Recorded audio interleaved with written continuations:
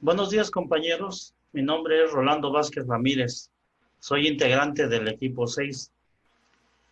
A nuestro equipo le tocó analizar el capítulo que lleva por encabezado cómo analizar las argumentaciones del libro de Manuel Atienza. Voy a compartirles el mapa mental que sacamos desde este capítulo. ¿Cómo analizar las argumentaciones? Es una de las tres grandes preguntas de este enfoque del derecho. También está cómo analizar cómo evaluar las argumentaciones y cómo argumentar el derecho. Cómo analizar las argumentaciones supone a su vez tres tareas. Una de ellas es representar los argumentos y las argumentaciones de las cuales forman parte los mismos.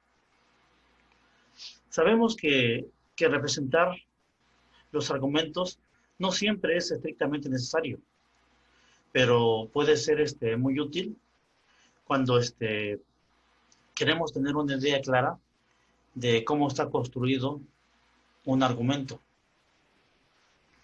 Por ejemplo, en otras disciplinas como la arquitectura o la ingeniería, se hacen maquetas o diagramas que ayudan a quien pretende analizar el trabajo realizado, tener una visión clara de cómo se relacionan, especialmente los diagramas, cada uno de los elementos que componen el trabajo.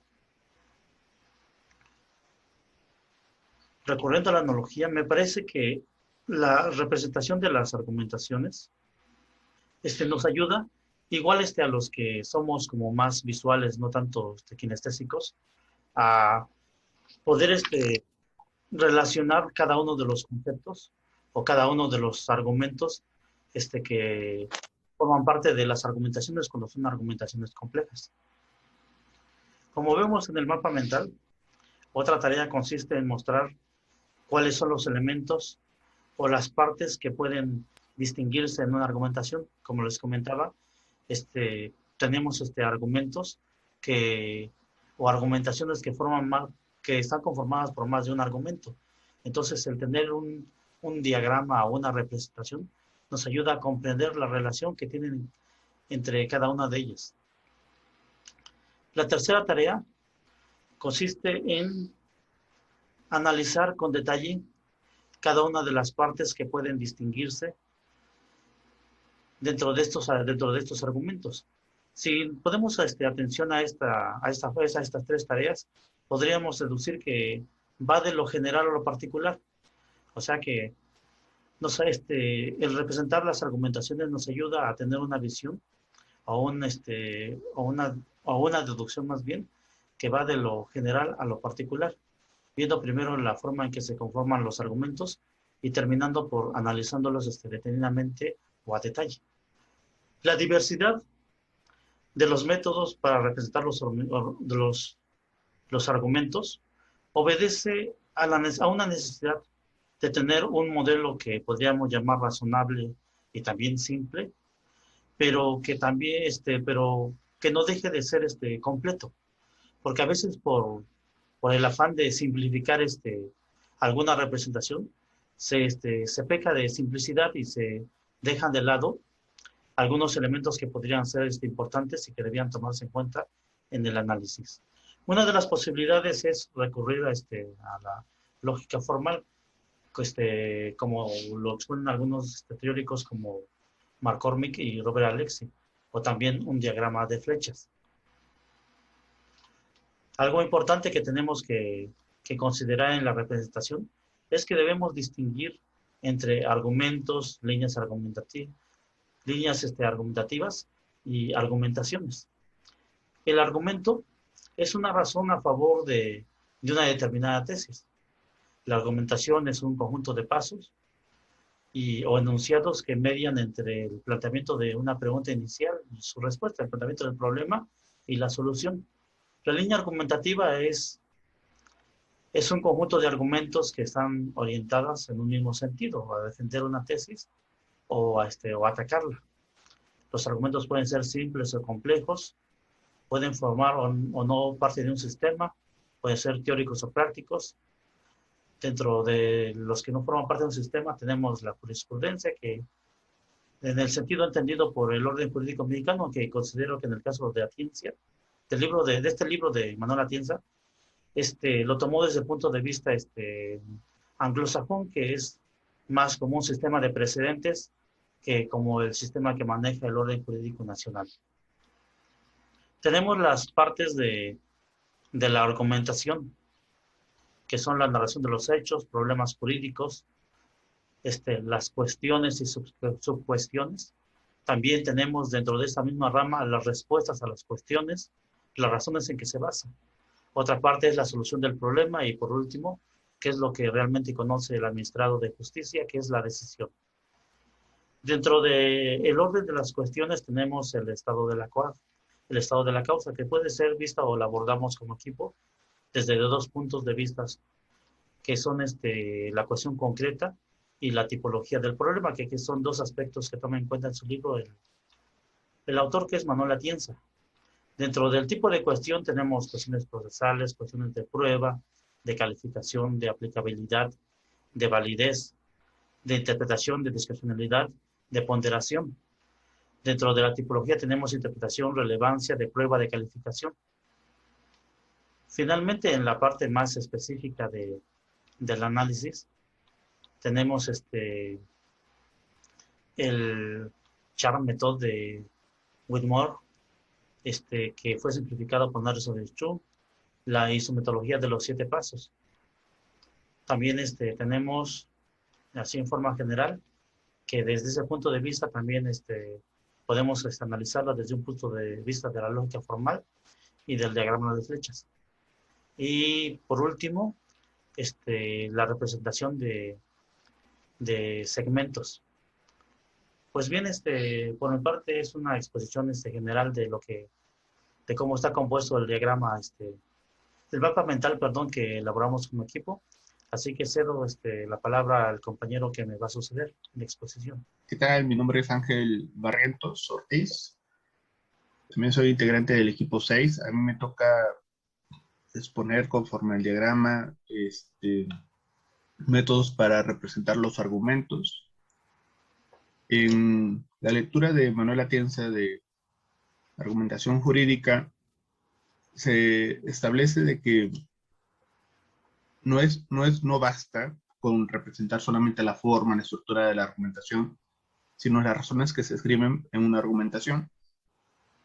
Se divide básicamente, o para efectos prácticos, se dividió en lógica formal clásica, con los representantes como Matt Cormier o Robert Alexi, y en diagramas de flechas a cargo de los métodos de Toulmin o el método Charmento o de flechas. Básicamente se nos expone de que el formalismo de la lógica es útil para la representación satisfactoria de los argumentos jurídicos con cierta complejidad y no solo en relación con los casos estrictamente difíciles. Asimismo, se nos habla de que la variedad de los actos en el lenguaje en que consiste la argumentación y la representación que ofrece se asemeja más bien a la trama de un tejido. Ello podría establecerse de manera que se asumiera desde la perspectiva de la práctica de la argumentación a reducir de alguna manera los elementos formales y materiales de la argumentación. Un ejemplo de ello es el esquema ideado por Toulmin y el que ya se hizo referencia por el compañero anterior, quien desarrolló el que desarrolló el método de Charm-Méthode fue el procesalista estadounidense John Whitmore en 1937, parece, y que ha sido simplificado recientemente por Twining Anderson y Sean Twining, sobre todo en materia penal, en el desarrollo en la exposición de temas penales.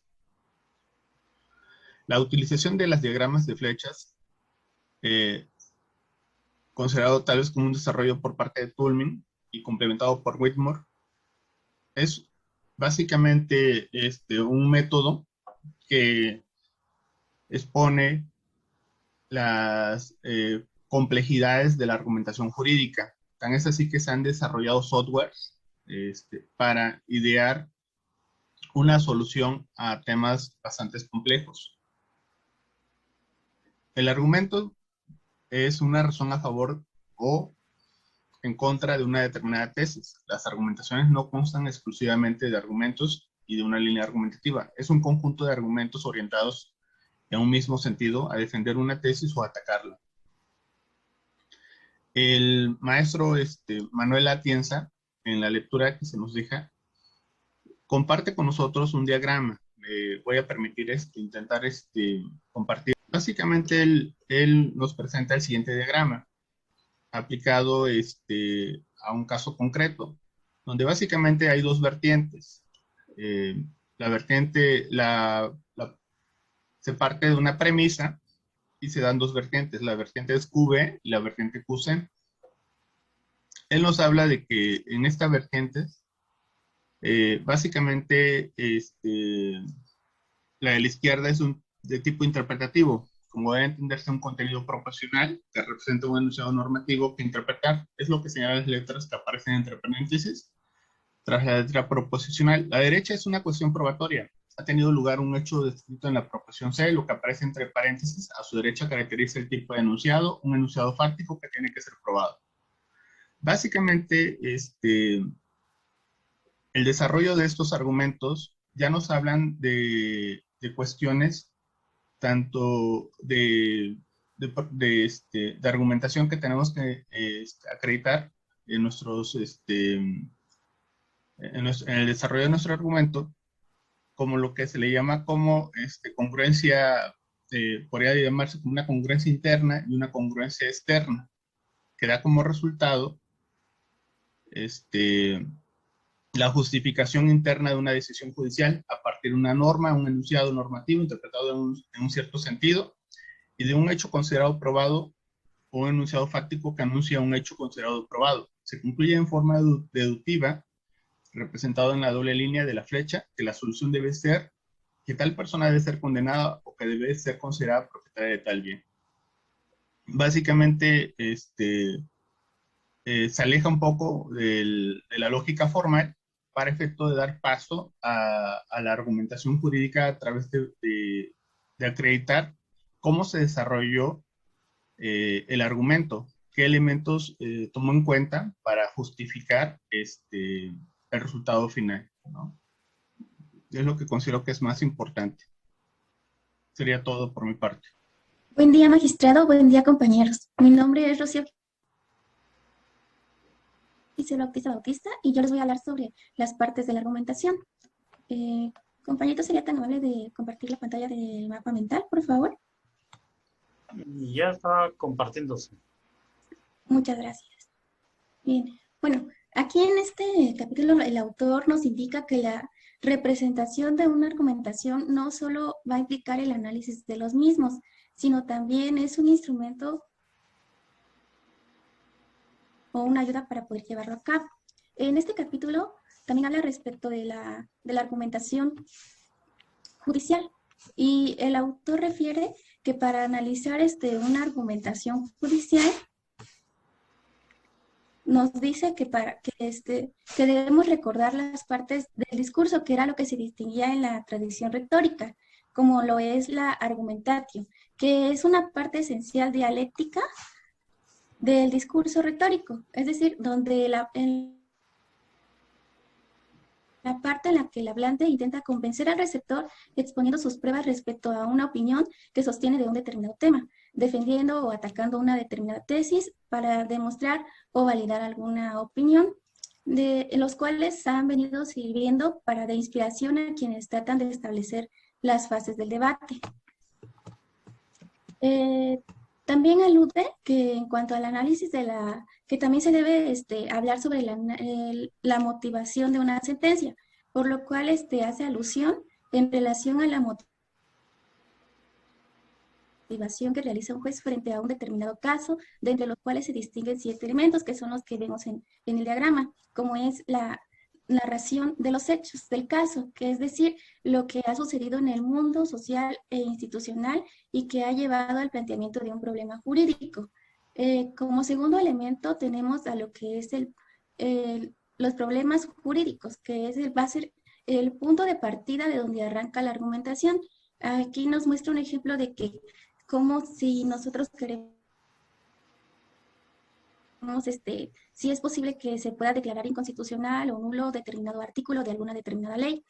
Como número 3 tenemos a las cuestiones y subcuestiones, que son de las que van a depender la solución del problema. Por ejemplo, cómo interpretar un determinado artículo de alguna ley. Al cuarto elemento nos habla de las respuestas a esas subcuestiones. Por ejemplo, qué determinado artículo debe interpretarse en tal sentido.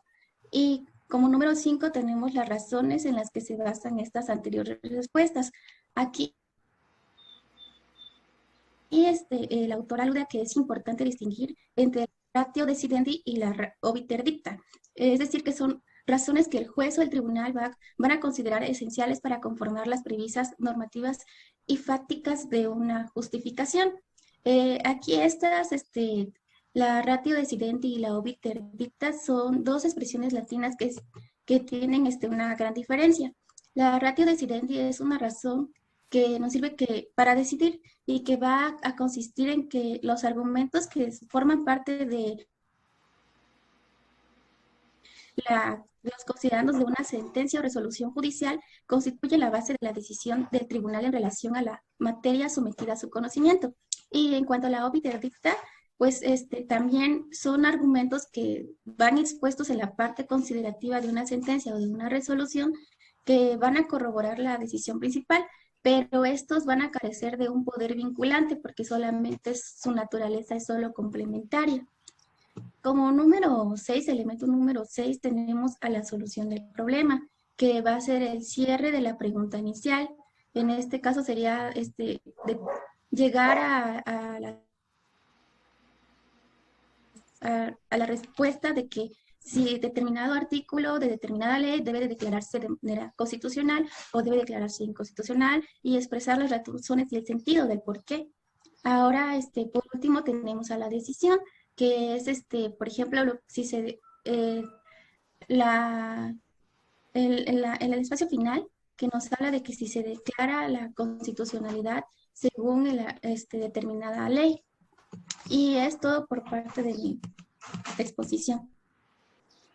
Bueno, buenos días compañeros, buenos días magistrado. Mi nombre es Verónica de Jesús Gutiérrez Hernández, integrante del equipo 6. A mí me tocó exponerles respecto del tipo de cuestiones, ¿no? Bueno, en relación a los elementos que integran el discurso judicial justificativo, tiene relevancia identificar el tipo de cuestión que caracteriza la controversia, ¿no? A finales de los 70s del siglo pasado, el autor McCormick elaboró una tipología de casos difíciles que ha sido muy influyente hasta nuestra época, ¿no? Pero sin embargo no consideró la cuestión normativa, es decir, por eso no aplicaba la competencia o procedimiento, ¿no? en lo que él consideró, por lo que se estableció un tipo de cuestiones que son en este caso los que vienen aquí en nuestro mapa mental, que son los procesales, los de prueba, los de calificación, los de aplicabilidad, los de validez, los de interpretación, de discrecionalidad y de ponderación. Bueno, el primero, que es el procesal, el juez tiene que valorar, revisar, analizar si es procedente una norma, y incluso la competencia, la materia, eso va en lo que es lo procesal. Las de prueba, pues intervienen los medios de prueba, como bien dice el título, ¿no? La valoración de la misma, la aplicabilidad de la misma a determinada cuestión y inclusive, pues, lo que sea la prueba idónea al caso, a la cuestión concreta. Los de calificación pueden tener como cierta similitud con los de interpretación.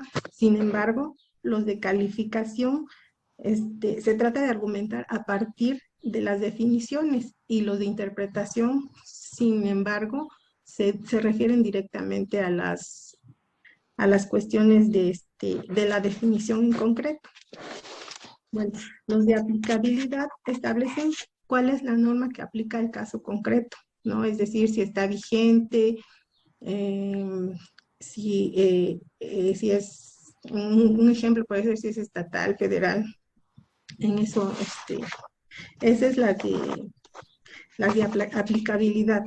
Las de validez siempre van ligadas, bueno, la mayor parte de las veces van ligadas a las de aplicabilidad y las de interpretación. Sin embargo, pues es específicamente a casos concretos y específicos. Las de interpretación, pues ahí abarcan todas. Nuestro autor dice que abarcan todas, porque pues ahí interpreta el tipo de prueba que se aplica, el proceso que se lleva a cabo, la calificación, y abarca todas en sí, ¿no? Y ya depende del caso que sea, es la cuestión a interpretar. Las de discrecionalidad, nos dice nuestro autor que prácticamente el juez no se dedica a esas cuestiones, ¿no? Porque se aplican más a las cuestiones administrativas, ¿no? Él sí las puede aplicar, pero como lo dice el rubro, discrecionalmente, que casi no van a influir en su decisión, ¿no? Porque casi no se da esa cuestión. Las de ponderación son las que refieren más que nada a controlar la ponderación que lleva a cabo por los legisladores, si es correcta o no, por los legisladores o por los órganos administrativos. Es ahí donde los analiza el juez, ¿no? Si actúa o no, o vulnera los límites de la aplicabilidad. Entonces, pues esas son las dos tipos de cuestiones que influyen en una decisión de un análisis jurídico. Bueno, pues esa es la cuestión que a mí me corresponde exponerles, y bueno, sería por mi parte todo. Sí, buenos días, compañeros, magistrado. Mi nombre es Juan de Dios Rosas Hernández. Continuando con la exposición de mi compañera, ya estamos viendo los estados de causa dentro de las partes de la argumentación. Nos acaba de hablar la compañera de las cuestiones concretas de problemáticas en una argumentación. Ahora, yo les voy a hablar de los tipos de problemas en una argumentación o discurso judicial interpretativo. Neil McCormick en 1978 elaboró una tipología de casos difíciles. La idea central que tuvo este autor es la justificación interna o de primer nivel que tiene una argumentación judicial. En este caso, lo elaboró como una forma silogística, es decir, un razonamiento formado por dos premisas, una mayor y una menor, y una conclusión, que es el resultado lógico que se deduce de las dos premisas. Ahora, estas dos premisas, ¿cuáles son? Una normativa y una fáctica. La normativa, por supuesto, que tiene que ver con las cuestiones de normas positivizadas, incluso de costumbre, jurisprudencia, como lo tocaban hace rato, y las cuestiones fácticas son aquellas que tienen que ver con los problemas de prueba. Ahora, estas dos premisas se subdividen a su vez. La premisa normativa tiene que ver con dos problemas. El primero es los problemas de interpretación, y de relevancia de la norma. Aquí, los problemas de interpretación tienen que ver con si existe o hay un acuerdo sobre cuál es la norma o disposición aplicable al caso concreto, discrepándose en relación a cómo debe ser entendida. Este es el problema central.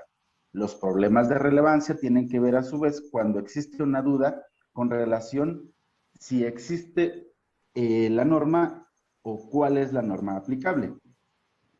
En la premisa fáctica nos encontramos a su vez con dos problemas, el problema de prueba y el problema de calificación de hechos secundarios.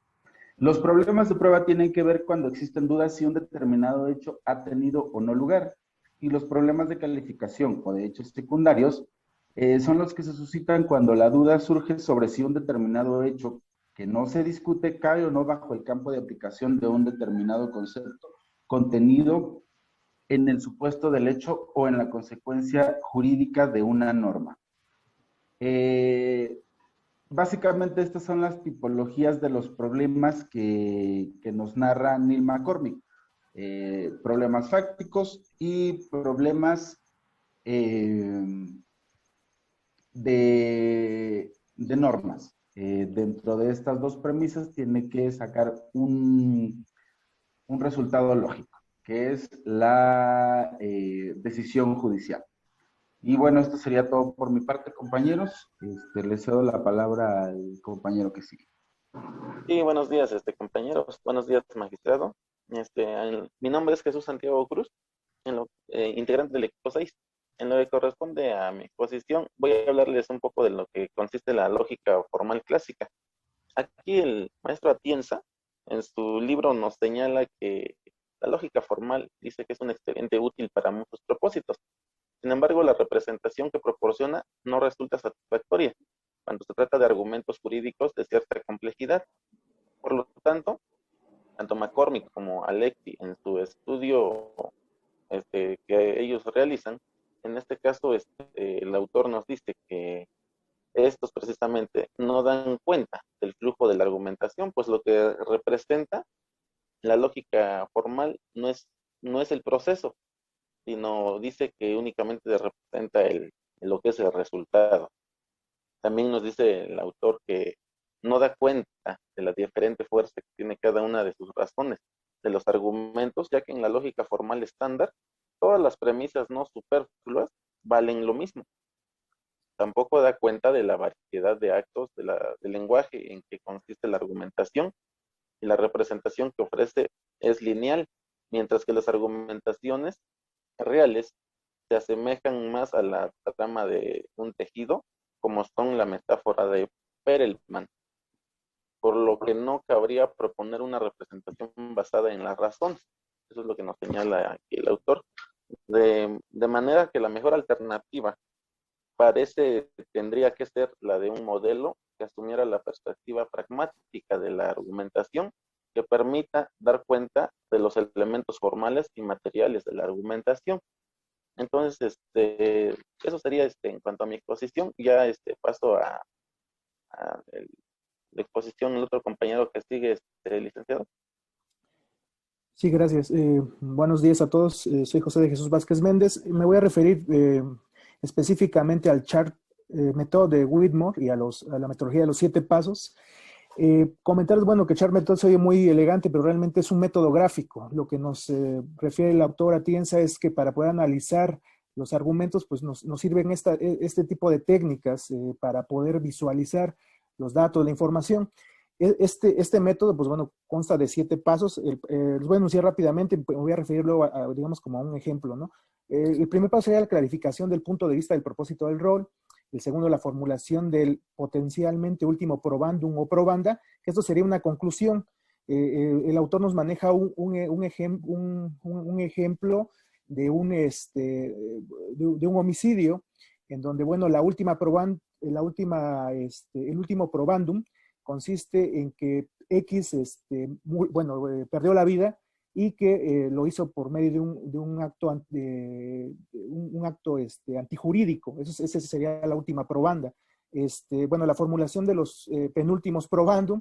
En ese caso en concreto, el autor nos refiere que la penúltima probanda es que Y fue quien privó de la vida a X, es lo que se tiene que probar. Entonces va como, digamos, clasificando ciertos actos, ciertas conclusiones, dándole la última a la muerte y digamos que la penúltima es esa acción de X al respecto, ¿no?